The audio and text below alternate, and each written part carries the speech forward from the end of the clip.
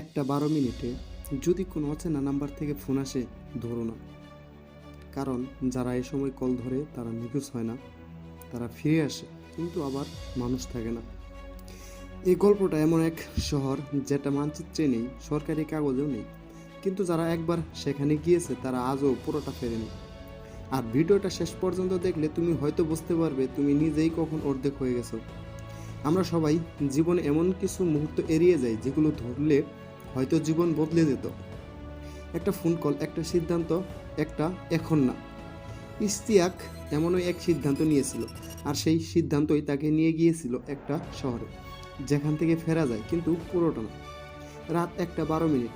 ইশতিয়াক আয়নার সামনে দাঁড়িয়ে দাঁত ব্রাশ করছিল। চারপাশে নিঃশব্দ। হঠাৎ ফোন বেজে উঠল। স্ক্রিনে কোনো নাম নেই, শুধু লেখা আননোন। সে কল ধরেনি, কারণ এ সময় কেউ ফোন করে না, আর কারণ তার ভেতরে একটা অজানা ভয় ছিল। সে জানতো না এই কল না ধরাটাই তার জীবনের সবচেয়ে বড় সিদ্ধান্ত। পরের দিন সকালে ইশতিয়াক প্রথম যেটা খেয়াল করলো তার ঘরের আয়না। একটা হালকা দাগ মুছতে গিয়ে দেখলো মোছা যাচ্ছে না। আঙ্গুল বুলিয়ে দিতেই মনে হলো কাচের ওপার থেকে কেউ একই কাজ করছে। সেই প্রথম ইশতিয়াক ভাবলো, গত রাতে ফোনটা কে করেছিল।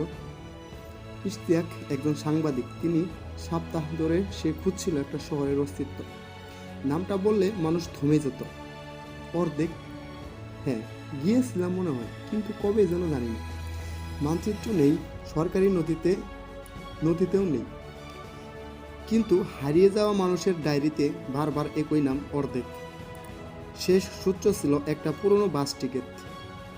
বাসে যাত্রী 4 জন। কন্ট্রাক্টর চোখে ঘুম নেই।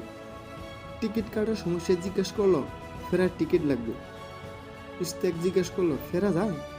একটু থেমে উত্তর এলো, কেউ কেউ পারে। বাস চলল। মোবাইল নেটওয়ার্ক নেই, বাইরে কোনো সাইনবোর্ডও নেই। ঘড়ি কাটা থেমে গেল। রাত 1:12। শহরে আলো আছে, কিন্তু শব্দ নেই। দোকান খোলা, বাড়িতে আলো জ্বলছে, কিন্তু কেউ কথা বলে না। একটা স্কুলের সামনে লেখা, এখানে সবাই কিছু না কিছু ভুলে গেছে। ইশতিয়াক থামলো একবারের সামনে। নাম ফলক পরে তার বুকে কেঁপে উঠল, ইশতিয়াক রহমান। ঘরের ভেতরে একজন বসেছিল, একই মুখ, একই চোখ। লোকটা বলল, আমি তুমি যে কলটা ধরেছিল। সব মনে পড়ে গেল। কান্না, একটা দুর্ঘটনা, একজন মানুষ যাকে বাঁচানো যেত। এ শহর শাস্তি না। অন্য ইশতিয়াক বলল, এটা আশ্রয়। আর যারা সত্য মেনে নেয়, ইশতিয়াক জিজ্ঞাসা করলো, উত্তর এলো, তারা ফিরে যায়, কিন্তু অসম্পূর্ণ হয়। শহরের মাঝখানে কাচের ঘর। ভেতরে ঢুকলে নিজের সবচেয়ে ভয়ঙ্কর সত্য ইশতিয়াক দেখলো, নিজেকে না, বরং সেই মানুষটাকে যার কল সে ধরেনি। দুটি শব্দ ভাসছে, থাকা এবং ফেরা। ইশতিয়াক চোখ খুলল। হাসপাতাল। ডাক্তার বলল, আপনি বেঁচে গেছেন। সবাই বলল, ভাগ্য ভালো। কিন্তু ইশতিয়াক জানতো সে পুরোটা ফেরেনি।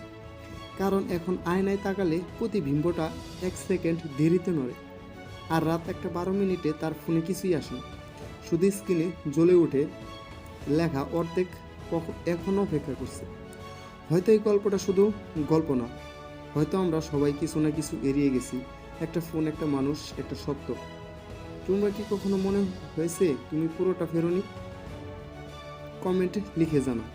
গল্পটা ভালো লাগলে লাইক দাও, আর এমন রহস্যময় গল্প পেতে শেয়ার করো। আর একটা লাইক দিয়ে চ্যানেলটিকে সাবস্ক্রাইব করে রাখো। কারণ মনে রাখো, যারা ফিরে আসে তারা আর মানুষ থাকে না। তো বন্ধুরা, এই ভিডিওটার যদি দ্বিতীয় পার্ট চাও, অবশ্যই কমেন্টে জানাবো।